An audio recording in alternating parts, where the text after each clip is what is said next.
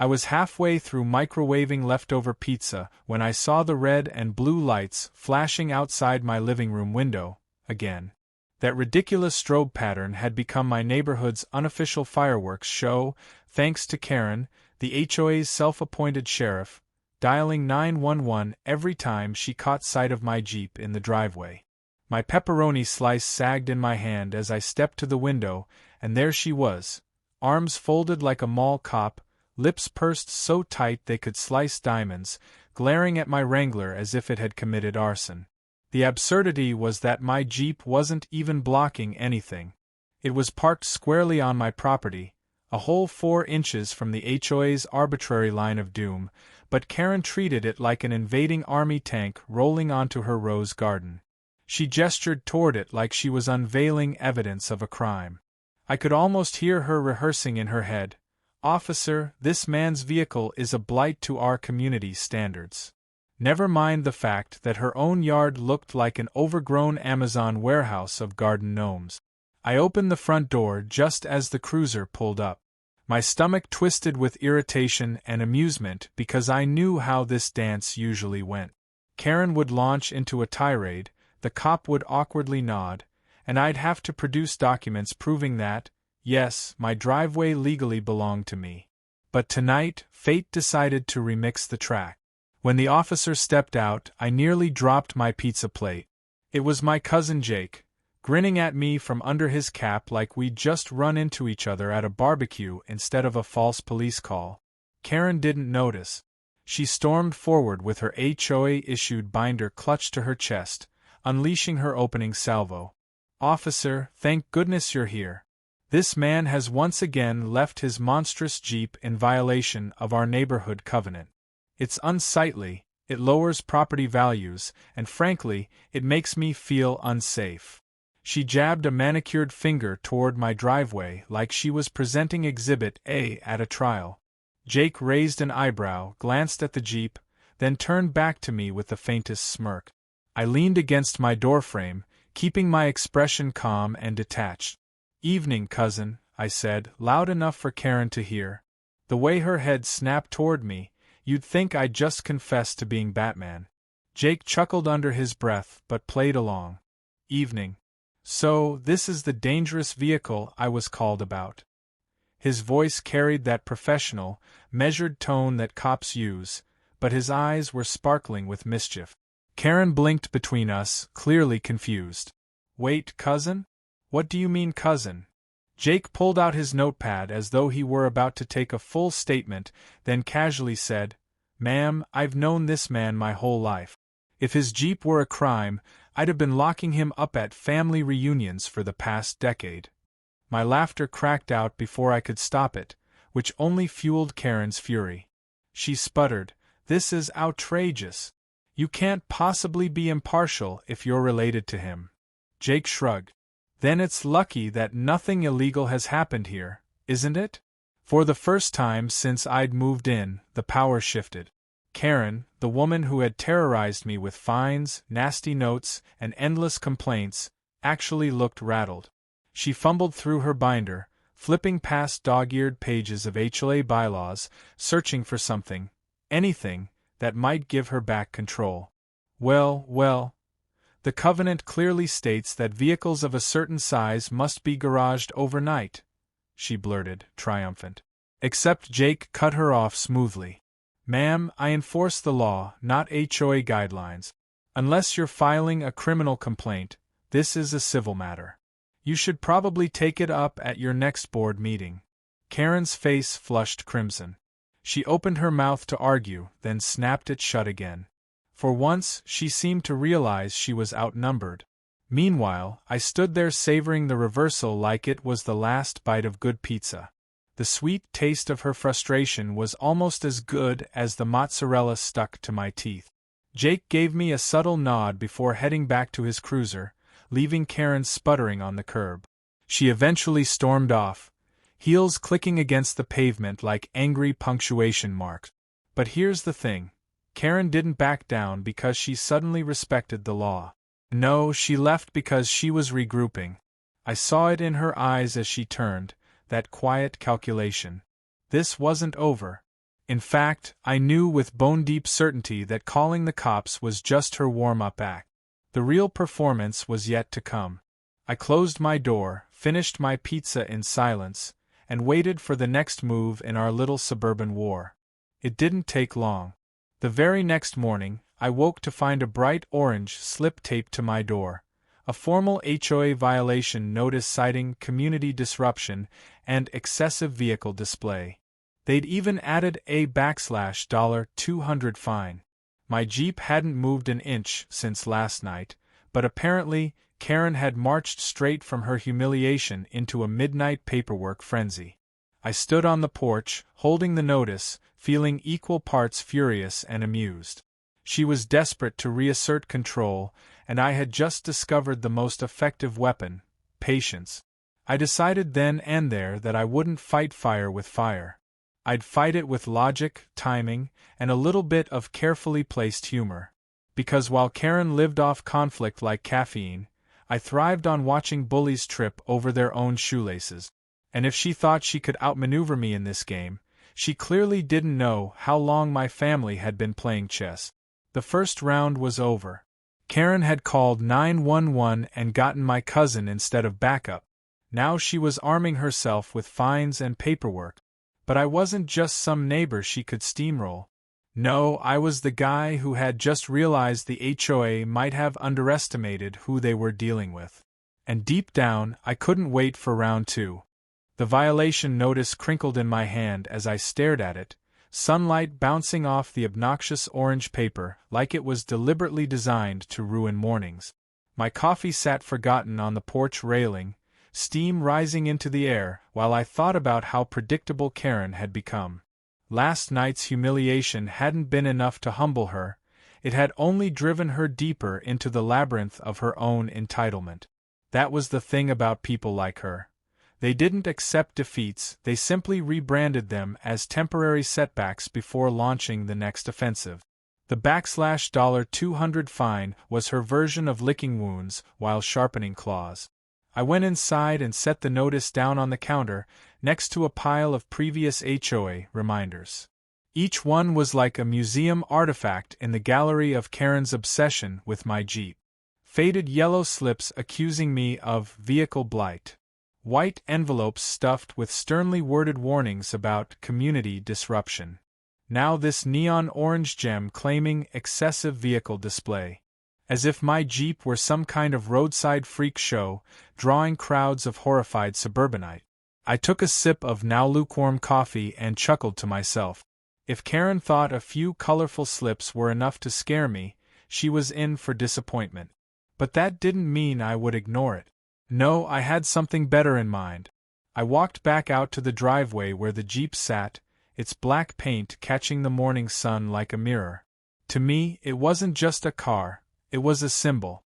It had been my project during the lowest parts of my life, rebuilt bolt by bolt after a rough breakup and a few too many empty weekends. Karen didn't see that, of course. To her, it was a violation of symmetry, a monster on four wheels invading her HOA fairy tale of manicured lawns and pastel shutters. But that disconnect was precisely why I would win. She underestimated the attachment, the backstory, and the stubbornness behind this vehicle. Before heading to work, I took a photo of the notice taped to my door, then snapped a few shots of the Jeep parked neatly in my driveway, with plenty of space between it and the street. Documentation was the quiet man's sword. Karen fought with theatrics, I fought with record.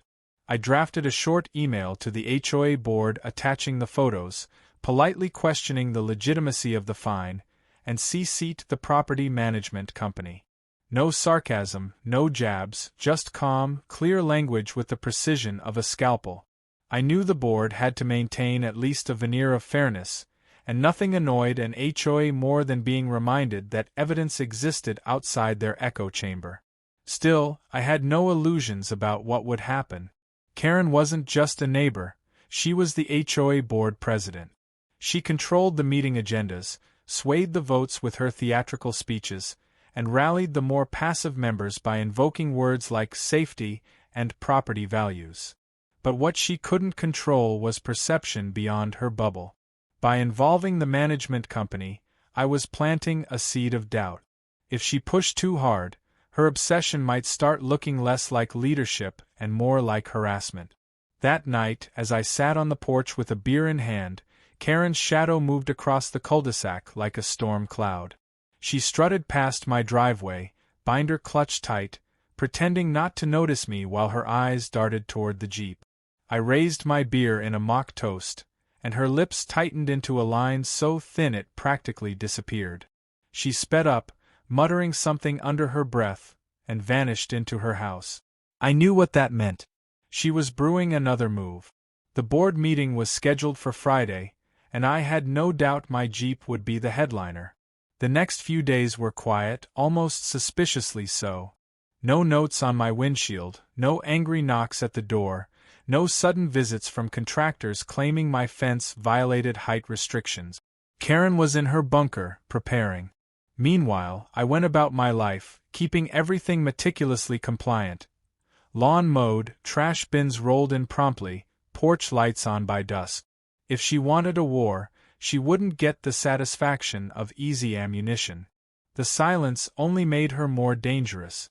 People like Karen didn't vanish, they built crescendo. Friday night arrived, and with it, the HOA board meeting at the community clubhouse. I usually avoided them the way sane people avoid root canals, but this time I showed up early, freshly shaven, in a clean button-down shirt. If Karen wanted a public spectacle, I'd be there to play my part.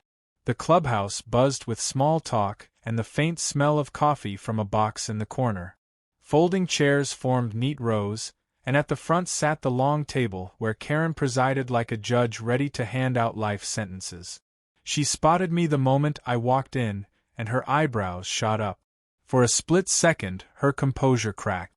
She hadn't expected me to show, at least not willingly. Then the smile returned, thin, triumphant, rehearsed. "Oh, Mr. Thompson," she said in that syrupy tone she used for announcements. "I'm so glad you could join us tonight. We have some important matters to discuss." A few heads turned toward me, neighbors who knew me only as the guy with the Jeep Karen hated. I gave a polite nod and took a seat in the second row. The meeting began with routine chatter about landscaping contracts and pool maintenance. My turn came halfway through, when Karen dramatically shuffled her binder and announced, "Now, regarding the issue of non-compliant vehicles affecting our neighborhood's aesthetic standards." She didn't say my name, but every head turned toward me anyway. She slid a copy of the violation notice across the table like it was evidence of treason. "We cannot allow individual disregard for the covenant to jeopardize the harmony of our community." I raised my hand calmly. "Point of clarification," I said. "Could you cite the specific bylaw that my Jeep allegedly violates?" A ripple of whispers moved through the room.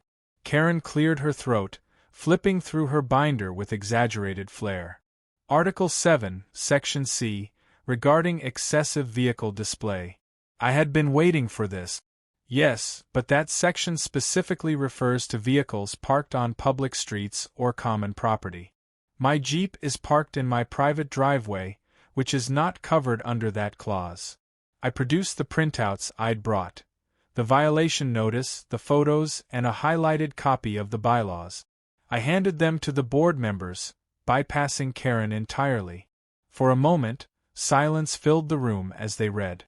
One of the quieter board members, a man named Harris who usually never spoke, finally said, "He's right. The clause doesn't apply here."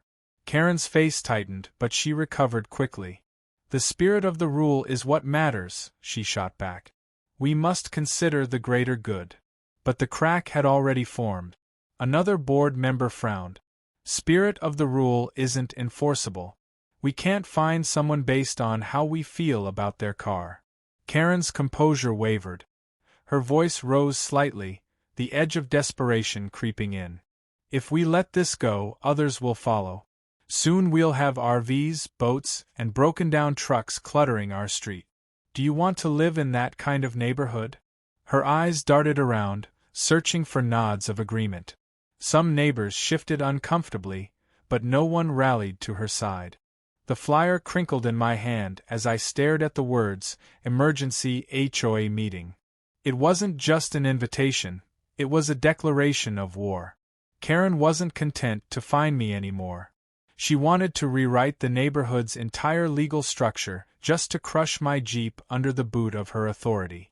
A normal person might have been intimidated by the sheer pettiness of it, but to me, it felt like a challenge delivered straight to my doorstep.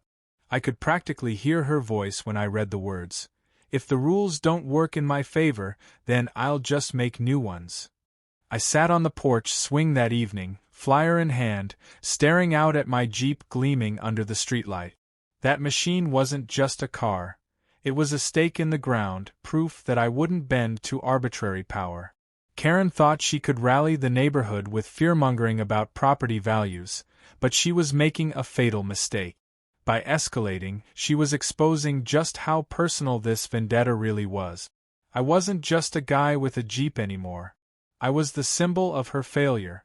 The next morning, I called Jake, my cousin, the cop who had been summoned by Karen during her little 911 stunt.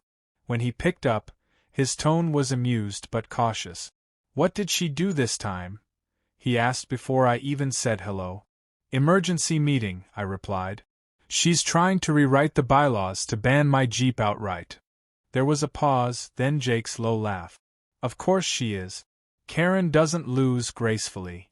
"Yeah, but this isn't just about me now," I said. "If she pushes through, it'll give her unchecked power. Boats, trucks, even family visitors with larger vehicles, she'll have the right to go after all of them." Jake whistled. "So what's your play?" "Information," I said. "And lies.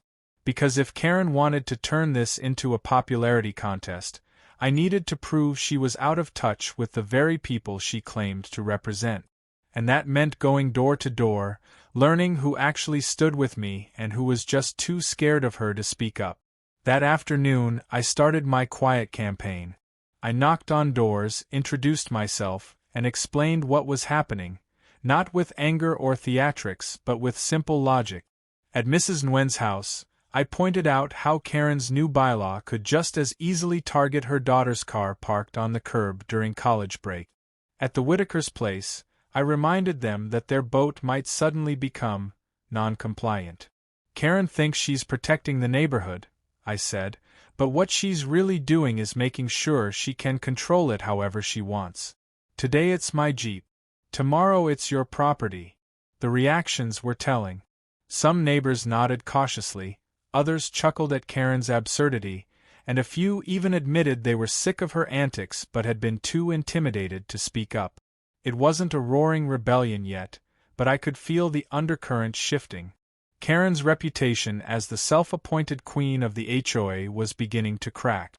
By Wednesday, I had a small but solid group of allies. The Whitakers agreed to speak at the meeting about their boat. Mrs. Nguyen promised to back me if Karen tried to twist the bylaws. Even Harris, the quiet board member who'd reluctantly admitted I was right at the last meeting, gave me a nod of encouragement when I ran into him at the mailbox. Meanwhile, Karen's house became a hive of activity. Cars came and went at odd hours, and I spotted her meeting with a couple of board members late into the night. No doubt she was preparing speeches, drafting amendments, and stockpiling signatures. She was a general rallying troops for battle, and I had no doubt she'd use every ounce of her authority to silence opposition. The night of the emergency meeting arrived, and the clubhouse parking lot looked like a carnival. Cars lined the street, people streamed inside, and you could feel the buzz of tension in the air. This wasn't just a meeting anymore, it was a showdown. I walked in wearing the same calm button-down from before, deliberately understated, while Karen stood at the front in a tailored blazer like she was about to argue a Supreme Court case. Her binder was stacked high with documents, color-coded tabs poking out like battle flags. She spotted me, and her smile was sharp enough to cut glass. "Mr. Thompson," she said sweetly, her voice carrying across the room. "I'm so glad you're here. We'll be discussing your situation shortly." I took my seat near the middle of the room, not too close to look eager, not too far to look afraid. My allies scattered strategically around the chairs, each ready for their moment. The room quieted as Karen called the meeting to order. "Neighbors," she began, her voice dripping with authority, "we are gathered tonight to address an urgent matter threatening the harmony and value of our community. One resident has repeatedly defied our covenant by displaying a non-compliant vehicle. Despite warnings, despite fines, despite police involvement, the behavior continues. We cannot allow this disregard for our standards to continue. Therefore, I propose an amendment to the bylaws, explicitly prohibiting oversized and non-garaged vehicles within our community." Her words hung heavy in the air. She was good at this, painting herself as the protector of the neighborhood while casting me as the reckless villain. A few heads nodded, but others glanced at me with uncertainty. That was my moment. I stood slowly, deliberately, waiting until all eyes were on me. "I appreciate the passion," I said evenly. "But let's separate fact from drama. My Jeep is not oversized. It is not parked on community property. It is not broken down or unsightly. It is legally parked in my driveway. What this proposal really does is give the HOA unchecked power to target anyone, for any reason, whenever one person decides something is unsightly."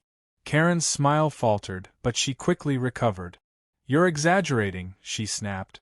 "This is about protecting our property values." I raised an eyebrow. "Really? Because if property values are your concern, maybe we should look at all non-compliant vehicles, not just mine. Like the Whitaker's boat, which has been parked on the street for weeks. Or the Nguyen's extra car. Should they be fined and forced into compliance too?" A murmur spread through the crowd. The Whitakers shifted in their chairs. Mrs. Nguyen raised her hand. "If this amendment passes, does that mean my daughter can't park here when she visits from college?" Karen hesitated, fumbling for words. "Well, technically, yes. But exceptions could be made." "Exceptions determined by whom?" I asked. "You." The room buzzed louder now. People shifted uncomfortably, some even whispering openly. Karen's control was slipping, and she knew it. Her voice grew shrill as she tried to regain footing. "We cannot let this neighborhood fall into chaos. Without rules, without standards, this community will become a free-for-all." But the panic in her tone betrayed her. I stayed calm, steady, letting her unravel. "With respect," I said, "rules exist to serve the community, not the other way around. If we let personal vendettas dictate amendments, then we've lost the very harmony we claim to protect." Then came the moment I'd been waiting for. Harris, the quiet board member, raised his hand. "I agree," he said firmly. "This amendment is too broad and too personal. We should not be rewriting bylaws to target one neighbor. That sets a dangerous precedent." The note sat on my kitchen table like a poisonous seed, its single sentence glaring up at me. "You'll regret this." No signature, no context, but I didn't need a handwriting analyst to guess who had left it. Karen had finally dropped the mask of neighborhood protector and slipped into outright intimidation. For a moment I felt the flicker of unease creep into my chest, because while fines and meetings were annoying, anonymous threats hinted at something darker. Still, fear wasn't an option. If she wanted me rattled, she was going to be disappointed. I poured myself a glass of water and sat down, staring at the note, letting the silence stretch. People like Karen thrived on the idea that their threats lived rent-free in your head. The trick was to turn that weapon back on them. I slipped the note into a clear plastic sleeve, labeling it with the date and time. Evidence. If she thought she could corner me with threats, she'd only be cornering herself. The next morning, I ran into Jake as he pulled up to grab a coffee before his shift. I showed him the note without a word. His jaw tightened as he read it. "Yeah, that's intimidation. You want me to file a report?" "Not yet," I said. "Let her hang herself a little more rope. If she escalates again, then we've got a pattern. Right now, this is just suspicion." Jake narrowed his eyes. "You're playing a dangerous game, cuz." "Maybe," I replied, But I'm not the one writing threats on printer paper. The week that followed proved him right. The subtle harassment began almost immediately. First, I noticed my trash cans mysteriously knocked over in the morning, contents spilling onto the street. Then, my mailbox door was left dangling open even though I always closed it carefully. A couple of days later, I found a smear of what looked suspiciously like motor oil under my Jeep, though thankfully it turned out to be just a puddle of spilled soda. None of it was enough to prove anything. None of it was enough to take to the police. But the message was clear. Karen wanted me to feel unsafe in my own home. I refused to give her the satisfaction. Instead, I began documenting everything: photos, timestamps, even small things like footprints near my trash bins. I installed a cheap security camera above the porch, its blinking red light clearly visible from the street. Within hours of putting it up, I saw Karen pacing on the sidewalk, arms folded, glaring at it like it was an act of war. That little camera wasn't just a deterrent, it was a mirror, reflecting back her obsession. But Karen wasn't the type to retreat. At the next regular HOA meeting, she strutted in like a general who had regrouped after defeat. This time, she had a new tactic. Instead of directly attacking my Jeep, she shifted her focus to community safety. She stood before the board and launched into a speech about how certain residents had been installing unauthorized surveillance equipment that might violate the privacy of neighbors. Her eyes flicked toward me like laser sights. The irony nearly made me laugh out loud. She was rattled enough by my porch camera to try spinning it as a threat. I raised my hand calmly when she finished. "For the record," I said, "the security camera is fully compliant with local ordinances. It faces only my property and the public street, and it records solely for my protection. If the HOA would like, I can provide documentation of its legality." A murmur rippled through the crowd. For once, neighbors weren't nodding with Karen, they were exchanging skeptical glances. One woman even whispered loudly enough for me to hear, "So now we can't protect our own homes?" Karen's face flushed as she fumbled for a rebuttal. "Well, it creates a hostile atmosphere. People feel watched. Then maybe they should stop sneaking around my property," I said smoothly. The room erupted in chuckles, and even a couple of board members smirked. Karen's lips pressed into a razor-thin line. She had tried to flip the narrative, but instead, she had exposed herself again. After the meeting, as people filtered out, a handful of neighbors approached me quietly. One man, who I barely knew, leaned in and whispered, "She's losing control. Keep standing up to her." That was the moment I realized something crucial. Karen's grip on the neighborhood wasn't built on respect. It was built on fear. And once people stopped being afraid, her entire kingdom would collapse. But Karen wasn't done. The following Friday, I came home to find a tow truck idling by my driveway, its driver looking confused as he double-checked paperwork. "I got a call for a vehicle removal," he said, pointing at my Jeep. My heart thudded, but I forced myself to stay calm. "Who requested it?" He glanced at the order sheet. "HOA president. Said this vehicle was abandoned." I almost laughed in his face. "Abandoned? That Jeep has better attendance in this driveway than most kids have in school." I pulled out my phone and called Jake immediately. Within 10 minutes, his cruiser rolled up, lights flashing. Karen appeared at the edge of her lawn, binder in hand, pretending to be surprised. Jake spoke to the tow driver, examined the paperwork, and then walked over to Karen with the kind of measured calm that only comes before a storm. "Ma'am," he said, "this order is fraudulent. Misrepresentation like this can be considered a civil violation, possibly even criminal if it continues." Karen sputtered. "I was just trying to enforce the rules." Jake cut her off, his voice sharper now. "No, you were abusing your position to harass a resident. This is your warning. Next time, I'll file a report." The tow driver shook his head, muttered something about wasting his time, and drove off. My Jeep remained exactly where it belonged, gleaming defiantly in the fading sunlight. Karen retreated to her house without another word, but I saw the way her hands trembled as she gripped her binder. That night, I sat on my porch with a beer, watching the quiet street, and thought about the escalation. First fines, then amendments, now fraudulent tow orders. Karen wasn't just overstepping, she was unraveling.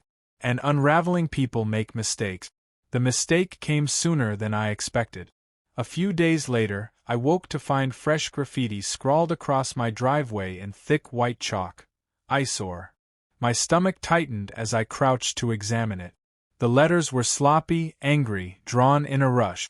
The security camera had caught everything. Karen, in her robe and slippers, crouched over my driveway at 2:17 a.m., scribbling the word like a teenager pulling a prank. I couldn't stop the laughter that bubbled up. The mighty HOA president, reduced to vandalism in the dead of night. I replayed the footage twice, just to savor it, then downloaded a copy to a flash drive. Evidence, neat and tidy, ready to be deployed at the right time. Because this wasn't just about a Jeep anymore. Karen had crossed into illegal territory, and she didn't even know I had the proof. For now, I kept it to myself, tucking the flash drive into a drawer. Timing was everything. When I saw Karen later that day, watering her flowers with exaggerated calm, she glanced at me with that usual glare. I smiled back, wider than usual, and gave her a cheerful wave. She froze, hose still running, water spilling onto the sidewalk. She didn't know what I knew, but she could sense it. That was the beauty of playing the long game. She thought she was hunting me, but in reality, she was walking straight into the trap she had built herself. The chalk word lingered on my driveway for days, even after the rain tried to wash it away, a faint scar of Karen's midnight tantrum. Every time I saw it, I thought about the flash drive tucked safely in my desk drawer, proof that the queen of the HOA had crossed a line she couldn't explain away. But instead of rushing to expose her, I held back. Karen thrived on quick skirmishes, emotional explosions, and immediate reactions. Me? I'd learned patience was the sharpest weapon. The opportunity presented itself sooner than expected. An announcement arrived in everyone's mailbox. The annual HOA General Assembly, the one meeting where every household was required to send a representative. Usually it was dull, a parade of budget numbers, landscaping contracts, and complaints about the pool schedule. But this year, Karen intended it to be her stage for a full-blown redemption. She wanted to remind the neighborhood who was in charge. The timing was too perfect for me to ignore. I spent the week preparing, but not in the way Karen might have expected. I didn't draft long speeches or rally neighbors at their doors. Instead, I quietly shared the security footage with a handful of the board members I knew were already tired of Karen's antics. I didn't tell them what to do with it. I simply said, "Watch this, and tell me if you think this is who should be leading us." Their reactions ranged from stunned silence to incredulous laughter. One muttered, "She's gone too far." Another just shook his head and said, "Unbelievable." The seed had been planted. The night of the assembly, the clubhouse buzzed with more energy than I'd ever seen there. Rows of folding chairs filled the room, neighbors chatting in low tones, their faces carrying that peculiar mix of anticipation and dread. At the front, Karen sat flanked by her binder and gavel, her blazer crisp, her posture rigid. She looked like she'd rehearsed her performance 100 times in the mirror. When the meeting began, she wasted no time. "This year has been challenging," she declared, her voice smooth and authoritative. "We've faced residents disregarding our rules, undermining our community's standards, and creating division where there should be unity. But tonight, we will restore order." She slammed the gavel for effect. Some people clapped politely, others stayed quiet. I sat in the middle row, calm, waiting. I wasn't the star of her show, but I knew I was the shadow she was trying to cast across the room. Karen dove into her speech about unauthorized vehicles, hostile surveillance, and non-compliant residents. Her words were broad, but every one of them pointed at me without saying my name. She wanted the crowd to nod, to rally, to reaffirm her control. For a moment it almost worked. A few neighbors murmured their agreement. But then she pushed too far. "And let me be clear," she said, voice rising, "if we do not strengthen our bylaws, this neighborhood will fall into chaos. We cannot tolerate those who flaunt the rules, who bring down property values, who think they are above the community. We must act decisively. Starting tonight." That was my cue. I raised my hand and stood before she could call on me. "May I respond?" I asked, projecting calm authority. A few heads turned my way. Karen tightened her grip on the gavel. "Briefly," she said, her smile brittle. "Thank you," I began. "I've heard a lot tonight about rules and values. About order. But what I haven't heard is accountability. So, for the sake of transparency, I'd like to share something with the community." I pulled the flash drive from my pocket and held it up. "This is footage from my security camera, the same one Karen tried to paint as dangerous. It shows the HOA president, at 2 in the morning, writing graffiti on my driveway." The room exploded with gasps, murmurs, even laughter. Karen's face went pale, then red, then pale again. "That's a lie!" she shrieked, slamming the gavel so hard it echoed like a gunshot. "He fabricated this. He's slandering me." I kept my tone steady, almost sympathetic. "The board has already seen the footage. They can confirm its authenticity." All eyes turned to the board members. One of them, Harris, stood slowly. "I saw it," he said simply. "It was real." Another nodded in agreement. The crowd erupted again, this time louder, the tide turning fast. Neighbors whispered furiously, shaking their heads, glaring at Karen. Karen's composure cracked. "You don't understand," she cried. "I was defending the neighborhood. I had no choice. He forced me into it with that Jeep." Her voice grew shrill, frantic, desperate. The binder lay forgotten as she gestured wildly, her mask of authority crumbling before everyone's eyes. That was when the laughter started.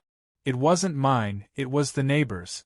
A low ripple at first, then louder, building into something she couldn't control.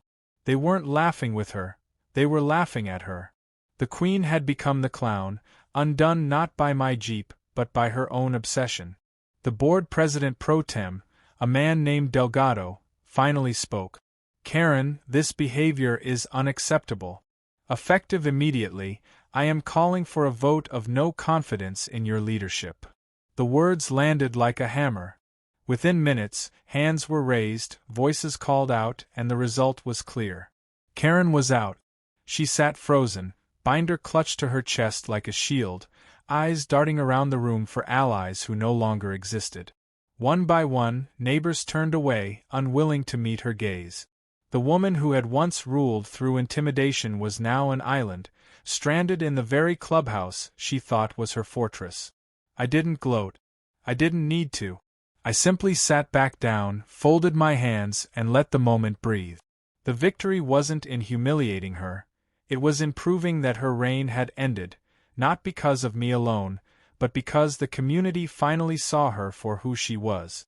When the meeting adjourned, people clustered around me. Some patted my shoulder, others whispered thanks. One man chuckled, "Guess your Jeep's not going anywhere, huh?" I just smiled. "Nope. Looks like it's here to stay." Outside, the night was cool and quiet. The Jeep sat under the streetlight, its black paint gleaming, not a threat, not an eyesore, but simply a car in a driveway. I paused for a moment, looking at it, remembering all the battles that had led to this. What had started as one woman's obsession had ended with her own undoing. As I walked back toward my house, I caught sight of Karen storming to her car, binder still clutched, muttering furiously to herself.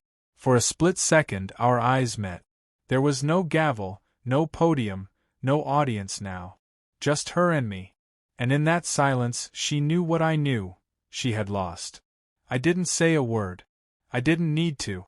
Because the final chapter of our suburban war had written itself. Back on my porch, I sat with a cold beer, watching the neighborhood settle into peace for the first time in months.